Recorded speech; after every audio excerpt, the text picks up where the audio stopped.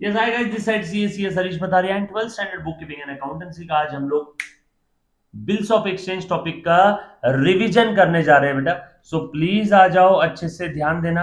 Topic बड़ा ही आसान है ना। चलो स्टार्ट करते हैं, नो टाइम, आपका टाइम वेस्ट किए बगैर। सो बिल्स ऑफ एक्सचेंज के बारे में ऑलरेडी हमने रेगुलर लेक्चर के अंदर में सारी खेल कहानी पढ़ ली है, और जो भी मैं रिवीजन में करवा रहा हूं ये ना इजी है ना डिफिकल्ट है, ये इंपॉर्टेंट है। एग्जाम में इस टाइप के क्वेश्चंस आते हैं, right. So select the most appropriate option. Select the most appropriate option from the given. देखो नीचे चार ऑप्शंस दिया बेटा, कड़बकड़ बम्बे को Kaun Banega Crorepati. The person on whom bill is drawn is called as drawee. जिसके ऊपर बिल ड्रॉ करते हैं उसको हम लोग क्या बोलेंगे, ड्रॉई, बरोबर है। उसके बाद before acceptance the bill is called as. Acceptance के पहले वो एक तुच्छ ड्राफ्ट होता है। एक्सेप्टेंस के पहले वो एक तुच्छ ड्राफ्ट होता है, यस और नो। उसके बाद then when the due date of the bill drawn falls due on the public holiday, the payment must be preceding day। public holiday है preceding day, pp sudden holiday succeeding day, next working day, yes or no। then उसके बाद due date for the bill drawn for 2 months on 23rd November। 23 नवंबर का due date है, और 2 months है तो 23 नवंबर से आगे 2 महीने, 23 दिसंबर 23 जनवरी। सो 2 मंथ्स ऐड कर दिया, 23 जनवरी। 23 जनवरी में 3 दिन का ग्रेस पीरियड, 26 जनवरी ओ ओ ओ 26 January is public holiday, that's why preceding day यानी 25 जनवरी। सो ये आ गया आपका सेकेंड नंबर का ऑप्शन, राइट। देन उसके बाद नोटिंग चार्जेस कौन बेयर करेगा, कम ऑन, सवाल क्या है, नोटिंग चार्जेस कौन बेयर करेगा। जवाब, जिसकी वजह से बिल डिसऑनर हुआ। किसकी वजह से डिसऑनर हुआ, ड्रॉय की वजह से, ड्रॉय पेमेंट करने वाला था ना। There are dash parties to the bills of exchange, there are 3 parties to the bills of exchange। फटाफट से जो बच्चे लाइव देख रहे हैं मुन्ना जवाब देना है, यस और नो। फुल ऑन तूफान की रफ्तार से एक बार हम लोग फिर से बता देंगे कि 12th स्टैंडर्ड्स के अकाउंटिंग सब्जेक्ट के अंदर में मार्क्स लाना बहुत आसान है।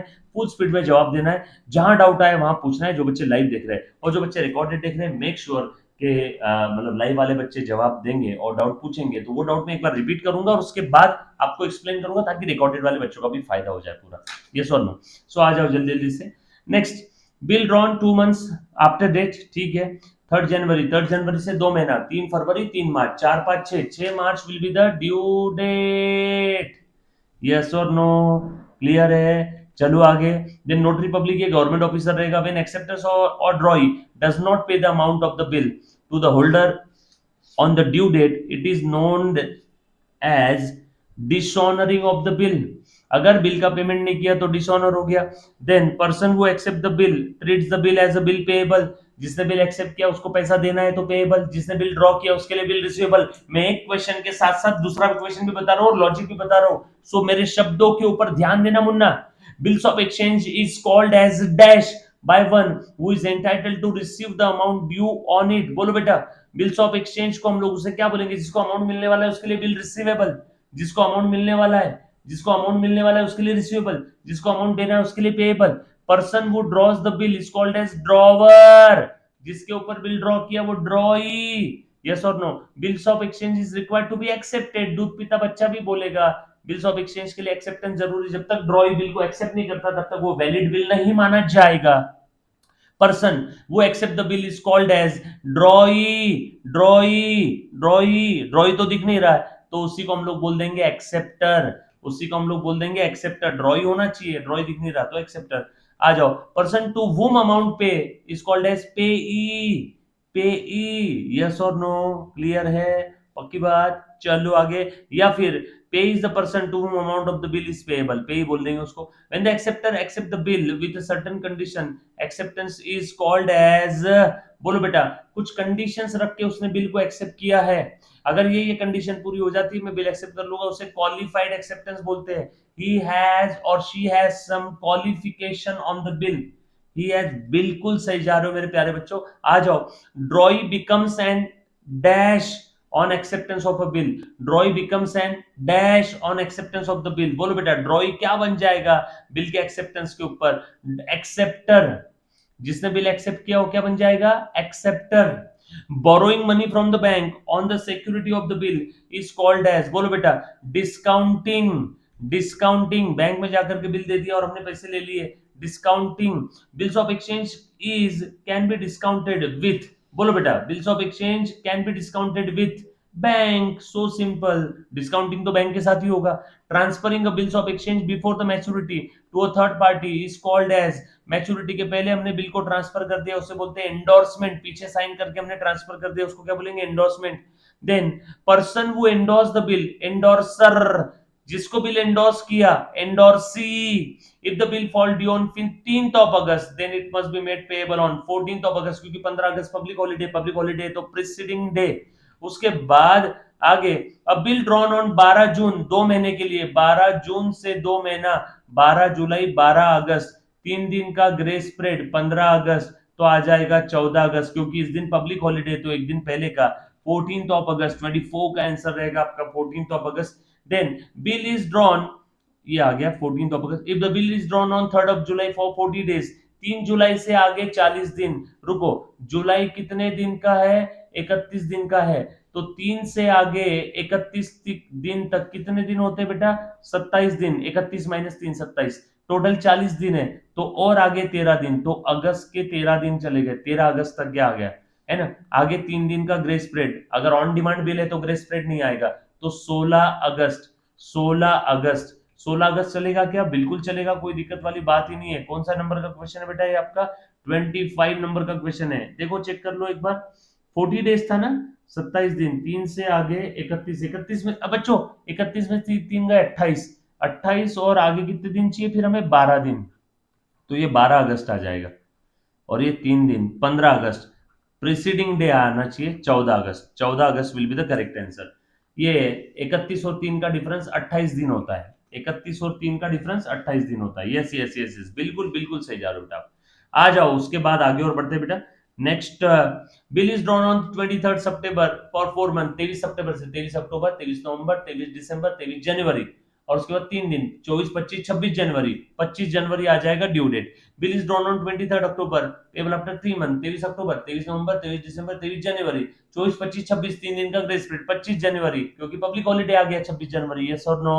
उसके बाद dash means payment of the bill before the due date, उसको हम लोग बोलते हैं बेटा retirement of the bill. Due date के पहले पेमेंट कर दिया, ड्यू डेट के पहले पेमेंट कर दिया, रिटायरमेंट ऑफ द बिल। 12 जुलाई को 1 मंथ, 12 जुलाई से 1 मंथ, 12 अगस्त, फिर 3 दिन का grace period. On demand bill होता तो 3 दिन का ग्रेस पीरियड नहीं होता, है ना, तो 13, 14, 15 अगस्त, 15 अगस्त public holiday, preceding day 14 August. when the bill is dishonored, the dash is held responsible for the noting charges, draw common sense है, yes or no। उसके बाद fees charge by the notary public, उसको हम लोग क्या बोलते हैं, noting charges, noting charges paid when the bill is dishonoured. ये बाप रे बाप, पहला वाला क्वेश्चन खत्म। दूसरा, वन वर्ड और फ्रेज आपको पूछा हुआ है, 3 extra days which are allowed over and about the bill, उसको ग्रेस पीरियड बोलेंगे। Fees charge by the notary public, noting charges, इसमें एक्स्ट्रा जो नया है वही देख लेते हैं, जो हमने फिल इन द ब्लैंक्स में देख लिया वो फिर से नहीं देखेंगे, जो फिल इन द ब्लैंक्स में देखा वो हम लोग फिर से नहीं देखेंगे। आ जाओ मेरे मुन्ना। ये पर्सन वो जिसके फेवर में बिल एंडोर्स किया उसको एंडोर्सी बोलेंगे, नोटरी पब्लिक ऑफिसर है। ये सारे फिल इन द ब्लैंक्स वाले अपने एमसीक्यू वाले क्वेश्चन है। ऊपर हमने जो देखे ना, मैक्सिमम इसी में से रिपीट क्वेश्चन है, नीचे में वन वर्ड में इसी में से रिपीट क्वेश्चन है, तो बार बार हम लोग आपका कीमती समय वेस्ट नहीं करेंगे। लेकिन ये नोट्स जो भी बच्चा वीडियो लेक्चर देख रहा है उस सभी के पास मेक श्योर के नोट्स है, और अगर ये नोट्स नहीं है तो प्लीज इस नंबर पे आप व्हाट्सएप कर सकते हो, आपको नोट्स का सॉफ्ट कॉपी मिल जाएगा, या इसी वीडियो के डिस्क्रिप्शन के लिंक में भी आपको नोट्स मिल जाएगा, यस और नो। सो इसमें नया कौन सा है, नया payment in accordance with the apparent tenure of the bill, payment कर देना, इसको हम लोग बोलते हैं ऑनर करना, ये नया वाला था। Person who is in the position of the bill, उसको होल्डर बोलेंगे, ये नया था।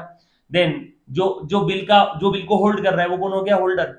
Then conversion of the bills of exchange into its present value, उसको हम लोग बोलेंगे discounting of the bill, yes बिल्कुल सही है। हम लोग क्या करते हैं, ये बिल लेकर के हम बैंक के पास गए, बैंक वाले ने बोला कि बिल से 5,000 मिलेंगे 3 महीने बाद, बैंक बोलेगी 3 महीने का इंटरेस्ट है 200 रुपए, तो बैंक हमें आज कितना देती है, 4,800, तो उसने फ्यूचर के पेमेंट को आज के पेमेंट में कन्वर्ट किया, इसे अंग्रेजी भाषा में कहते हैं प्रेजेंट वैल्यू निकालना।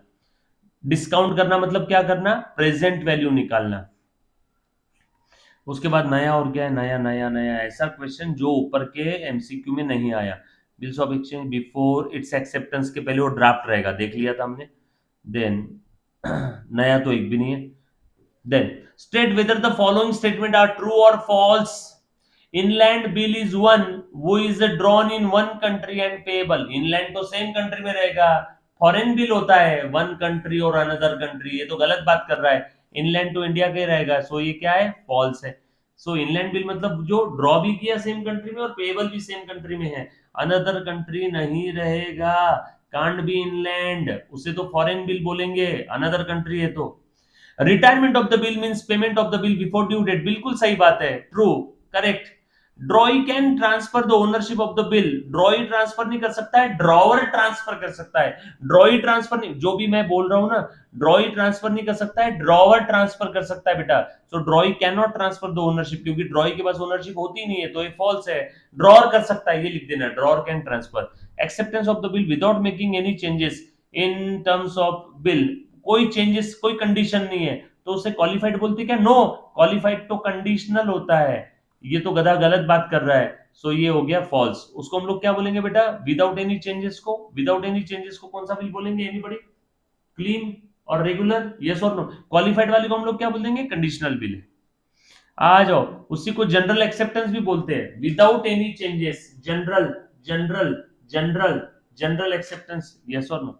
देन उसके बाद discounting is a device to convert the bill into its present value, yes true, बिल्कुल सही है, बैंक के अंदर में जाके कर सकते हैं।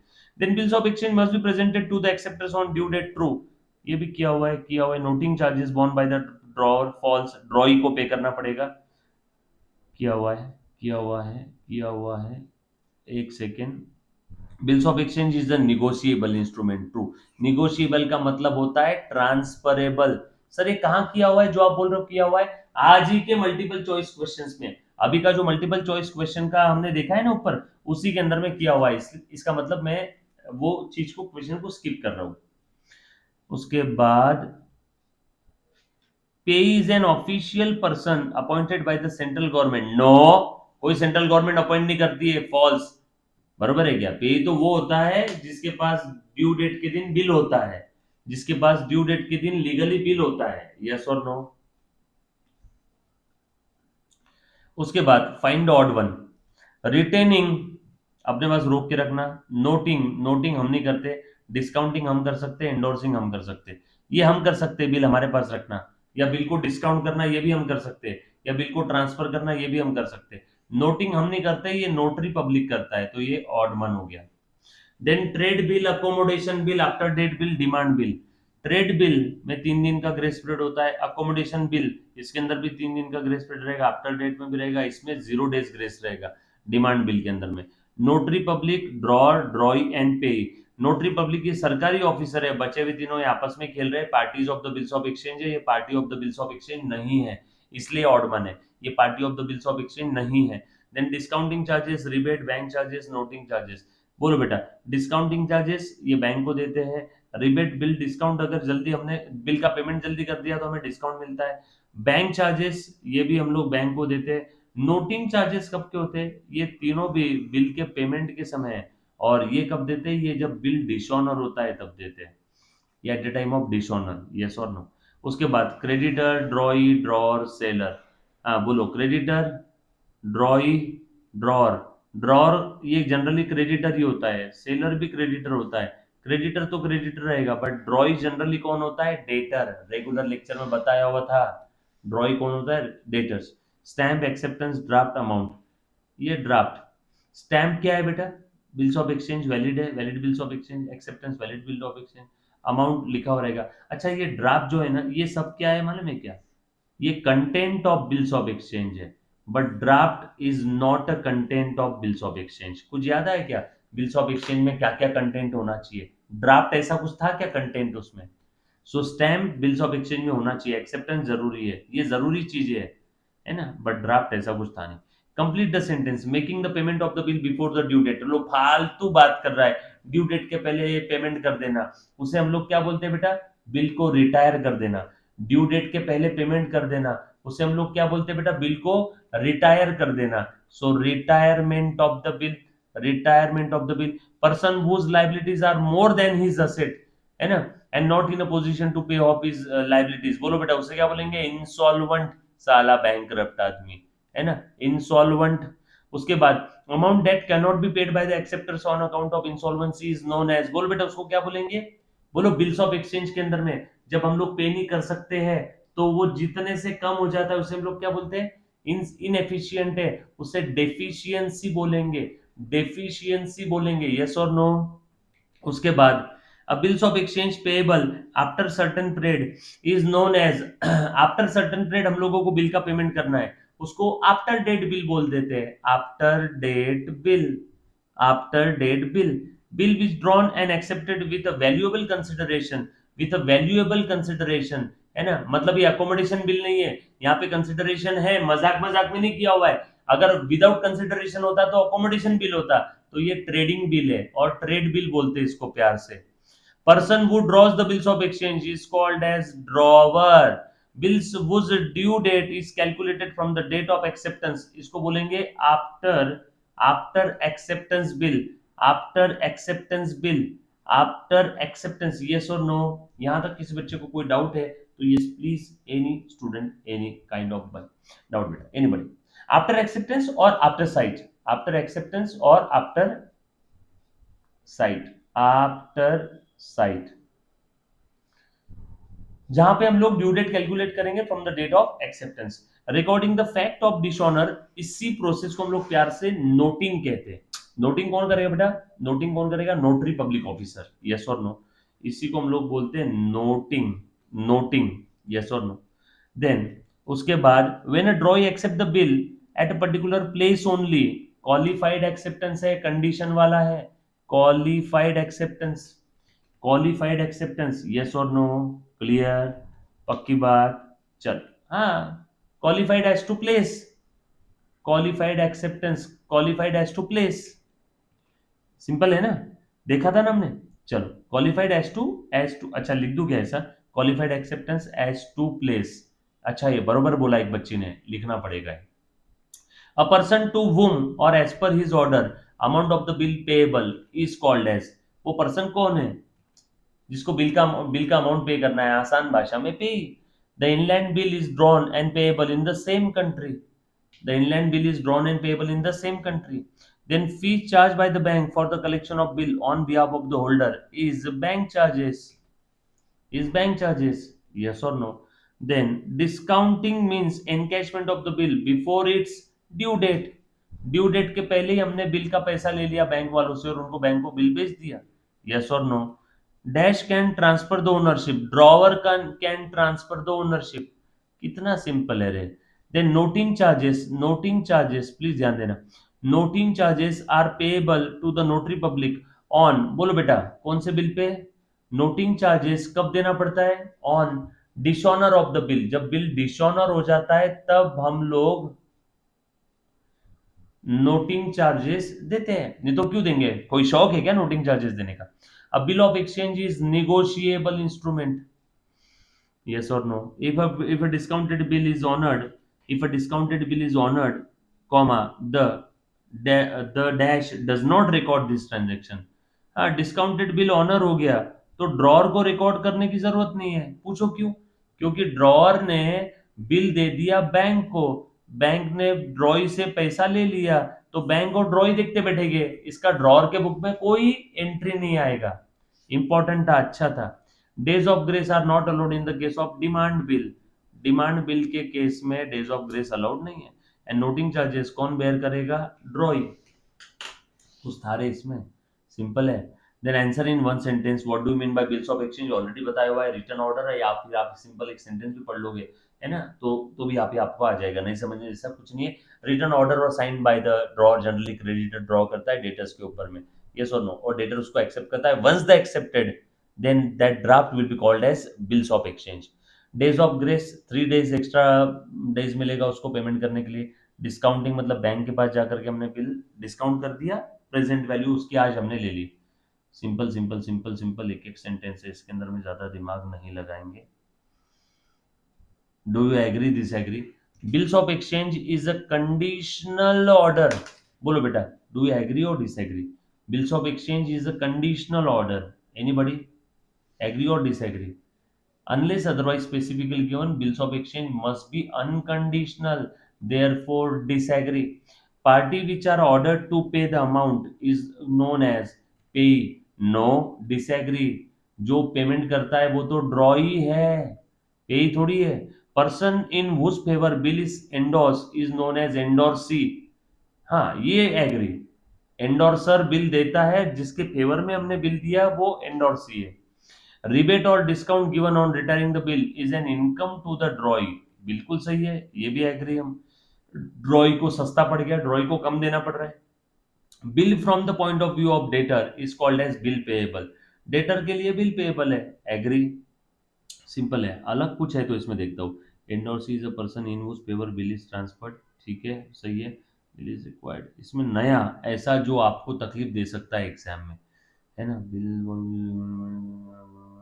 Of which payment is to be made after fix period is after date bill. Agree, बरोबर है. Days of grace allowed on demand. No, ऐसा एक भी नहीं है जो हमने देखा नहीं है, ये कहीं ना कहीं सारे के सारे देखे. Bill is required to be accepted by the drawer. No, disagree. Draw ही एक्सेप्ट करेगा, ड्रॉअर को एक्सेप्ट करने की जरूरत नहीं है. Bills of exchange need not be dated. Disagree. Date जरूरी है. Bill before acceptance is called as promissory note. No, उसको हम लोग ड्राफ्ट बोलते हैं. सो डिसएग्री. बाकी सिंपल ही है. इसके अंदर में endorser is a creditor to the endorsee. बोलो बेटा, endorser is a creditor to the endorsee. बोलो, एंडोर्सर जो पेमेंट, जो ये एंडोर्सर है, ये एंडोर्सी है, ये क्रेडिटर होता है. इसको हम लोग बिल के फॉर्म में पेमेंट करते हैं, तो ये डेटर रहेगा. ये गधा तो उल्टा बोल रहा है, एंडोर्सर बोल रहा क्रेडिटर रहेगा. No, disagree. अच्छा वाला था ये. Bill payable is a liability. Agree. Right. All set. Done. चल, आ जाओ. Bills of exchange is a negotiable instrument. Agree. चलो, Ganesh draws a bill of ₹40,260 on 15th of Jan for 50 days. He discounted the bill with the Bank of India at 15% per annum on the same day. Calculate the amount of discount. बहुत simple है. 15 जनवरी को उसने bill क्या किया बेटा, draw किया, और same day उसने बिल क्या कर दिया, डिस्काउंट कर दिया 15% पर एनम. यानी 15%, ये 365 दिन का है, बरोबर है क्या. और उसने क्या किया, फॉर 50 डेज था. ये discounted bill on the same day, यानी 15 जनवरी का बिल था. 15 जनवरी 2020 का बिल था. इस दिन बिल ड्रॉ किया, इसी दिन डिस्काउंट कर दिया. बिल का ड्यूरेशन था 50 डेज. तो बैंक 50 दिन का लेगी. क्या कहते हैं उसको, बैंक 50 दिन का जो भी है इंटरेस्ट, उतना चार्जेस कट करके बचा हुआ दे देगी. सर, मान लो इसने 15 की जगह 20 जनवरी को डिस्काउंट किया रहता, तो फिर 45 डेज का ही अनएक्सपायर्ड पीरियड कितना है, हमें उतने पीरियड का ही इंटरेस्ट लेना है. ये वाला पॉइंट समझ में आया क्या सभी को? Anybody? Unexpired period, unexpired period. Anybody? Clear? पक्का? समझ में आए? इसने जिस दिन बिल ड्रॉ किया सेम डे किया, इसलिए टोटल कितना था, 50 डेज का. सो 40,260 मल्टीप्लाइड बाय 15% मल्टीप्लाइड बाय 50/365. यहाँ पे आप 365 भी ले लेते हो तो भी चलेगा, बट जो कि 2020 लीप ईयर था, यानी अब फरवरी 29 का था, फरवरी 29 का था, इसीलिए 366 लिया है यहाँ पे, और नोट भी दे दिया. ठीक है. Then Shefali Traders drew a bill on Maya for 30,000 on 1st October, payable after 3 months. Calculate the amount of discount in the following cases. तीन अलग अलग केस में डिस्काउंट का अमाउंट निकालना है. अगर 12% रेट ऑफ इंटरेस्ट है और कितने पीरियड है, 3 महीने का है, सेम डे. पहले वाले केस में सेम डे में हुआ है, तो पूरे के पूरे 3 महीने का इंटरेस्ट निकलेगा. सो 12% 12 महीने का, तो 1 मंथ का 1%, 3 मंथ का 3%. सो 30,000 इंटू डायरेक्ट 3 महीने का 3%, यानी 900 पहले केस में. दूसरे केस में उसने बिल कब ये किया बेटा, डिस्काउंट किया 1 नवंबर को. 1 अक्टूबर से 1 नवंबर, 1 महीना कम, यानी 2 महीने का.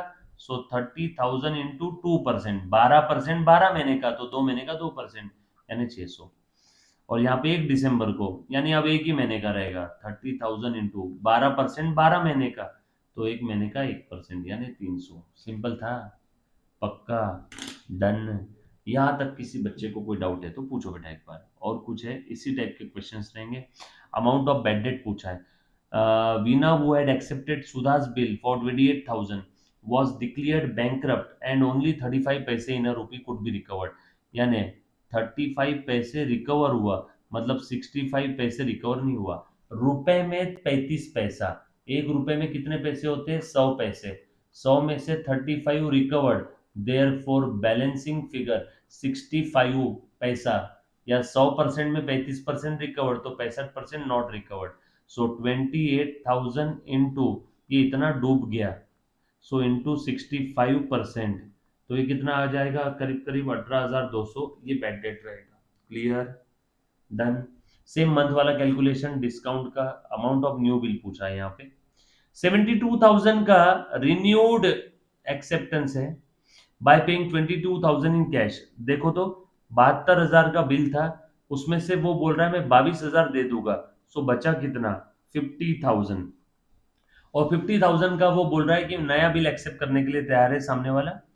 एंड नया बिल जो रहेगा वो रहेगा 4 मंथ के लिए, और 4 मंथ का इंटरेस्ट रहेगा 18%।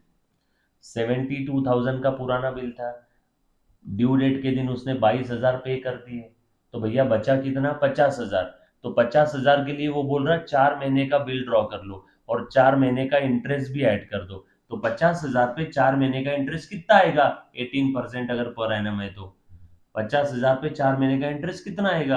18% पर एनम है तो, सो 18% पर एनम यानी पर मंथ 1.5%, तो 4 महीने का हो गया 6%, तो 50,000 का 6%, ये हो गया 3,000।